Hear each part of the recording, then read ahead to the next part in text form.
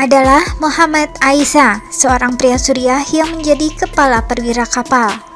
Ia terjebak di kapal MV Aman yang ditahan di pelabuhan Ababia, Mesir sejak 5 Mei 2017. Cobaan itu dimulai pada Juli 2017 ketika MV Aman ditahan di pelabuhan Adabia, Mesir. Ia diangkat sebagai kepala perwira kapal. Namun 2 bulan setelahnya, pelayarannya menjadi kacau usai otoritas pelabuhan Mesir menahan kapal kargo karena peralatan keselamatannya telah kadaluarsa. Aisyah sebagai komandan kepala kemudian dijadikan penjaga resmi kapal, yang berarti ia tidak dapat meninggalkan kapal sampai kapal tersebut dijual atau orang lain mengambil perwalian. Hal ini menjadi permulaan dari nasibnya yang memburuk. Sebuah laporan dari The Middle East Eye menjelaskan bahwa situasinya berubah dari buruk menjadi lebih buruk. Baik pemilik kapal maupun kontraktornya tidak mampu membeli bahan bakar karena kesulitan keuangan. Akibatnya, MV Aman ditinggalkan di terusan Suez. Berikut juga dengan Aisyah. Seharusnya cukup mudah untuk menyelesaikan masalah itu. Tetapi kontraktor kapal di Lebanon tidak membayar untuk bahan bakar dan pemilik MV Aman di Bahrain mengalami masalah keuangan. Dengan sang kapten kapal yang warga Mesir turun ke darat, pengadilan setempat akhirnya menyatakan Muhammad sebagai kepala perwira kapal menjadi wali sah dari kapal MV Aman. Muhammad Aisyah yang lahir di kota pelabuhan Tartus di Mediterania Suriah mengatakan ia tidak diberitahu apa maksud perintah itu dan baru mengetahuinya beberapa bulan kemudian ketika anggota awak lainnya mulai pergi. Pengadilan Mesir menyatakan bahwa Muhammad menjadi wali yang sah lantaran pemilik kapal dan kontraktor enggan menolak membayar.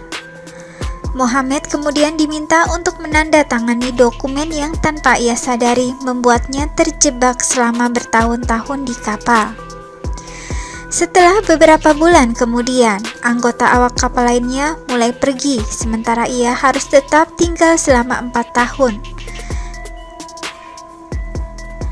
Setelah beberapa bulan kemudian, anggota awak kapal lainnya mulai pergi, sementara ia harus tetap tinggal. Selama 4 tahun, ia hidup sendirian di kapal. Menurut International Transport Worker Federation atau ITF, Aisyah secara hukum terikat dengan kapal di bawah perintah pengadilan setempat yang menetapkannya sebagai penjaga sah kapal, kecuali sesekali berenang ke pantai untuk mengambil makanan dan air.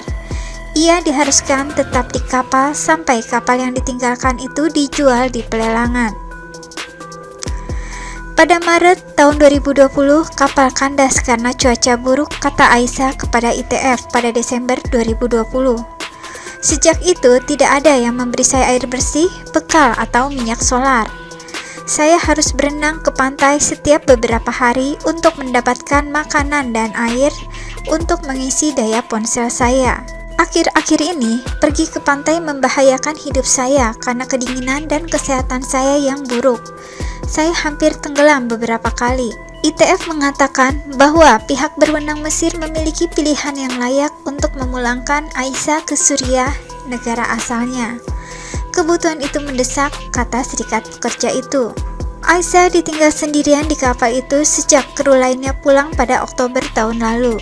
Seorang dokter yang memeriksanya menemukan bahwa ia menderita semua gejala khas seseorang yang dipenjara dalam kondisi yang buruk. Ia kekurangan gizi, anemia, dan sakit di kaki. Ia juga menunjukkan tanda-tanda kerusakan psikologis yang berkaitan dengan perawatannya. Saya sudah meminta repatriasi berkali-kali, kata Aisyah kepada ITF, tetapi otoritas pelabuhan Mesir menolak mengizinkan saya pergi. ITF menawarkan untuk membayar biaya penerbangan pulang dan perawatan medisnya.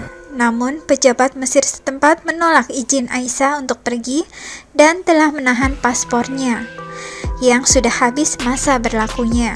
Serikat Pekerja Pelabuhan telah meminta negara bendera Bahrain sebagai registrasi kapal untuk campur tangan dalam kasus tersebut.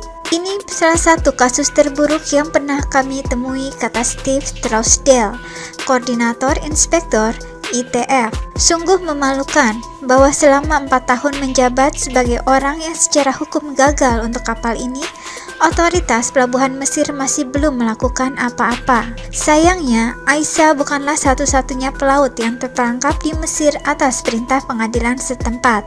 ITF juga berusaha untuk memenangkan kebebasan bagi kapal barang Kenan Mete. Nahkoda telah ditunjuk sebagai pengawal resmi dan telah dilarang untuk meninggalkan Mesir sampai kasus kapal diselesaikan atau wali lain ditunjuk. Aisyah menyaksikan kapal-kapal berlayar untuk masuk dan keluar dari terusan Suez. Aisyah bahkan menjadi saksi ketika puluhan kapal menunggu kemacetan yang diakibatkan oleh kapal kontainer raksasa Ever Given beberapa waktu lalu. Aisyah dipaksa untuk berenang ke pantai secara berkala untuk persediaan makanan dan perbekalan lainnya. Meski terkadang ia bisa berbicara dengan saudaranya yang juga seorang pelaut di telepon, namun sulit untuk ia melihat mereka.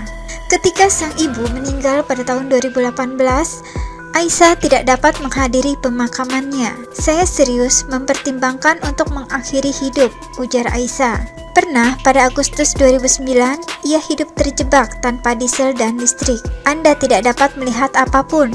Anda tidak dapat mendengar apapun.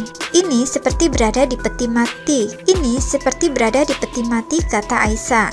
Tetapi setelah proses advokasi selama bertahun-tahun, Aisyah dapat terbebas. Saat ini ia telah dipulangkan ke Suriah. Aisyah akhirnya dibebaskan pada hari Kamis oleh Federasi Pekerja Transportasi Internasional atau ITF ketika perwakilan dari organisasi tersebut mengambil alih perwalian yang sah atas kapal kargo itu. Bagaimana perasaan saya? Seperti saya akhirnya keluar dari penjara. Saya akhirnya akan bergabung kembali dengan keluarga saya dan saya akan bertemu mereka lagi, pungkas Aisyah. Betapapun mengagumkannya cerita Muhammad Aisyah, apa yang dialami tidaklah unik. Faktanya, semakin banyak kasus pelaut yang ditelantarkan. Steve Trousdale, koordinator inspektorat ITF, melihat terlalu banyak penderitaan akibat penelantaran para pelaut. Ini pasti salah satu kasus terburuk yang pernah kami temui. Sungguh memalukan bahwa selama 4 tahun menjabat sebagai orang yang secara hukum gagal untuk kapal ini, otoritas pelabuhan Mesir masih belum melakukan apa-apa. Trousdale mengatakan federasi minggu ini menulis kepada Organisasi Perburuhan Internasional PBB dan meminta Badan Global untuk turun tangan atas perlakuan kepada kepala perwira kapal.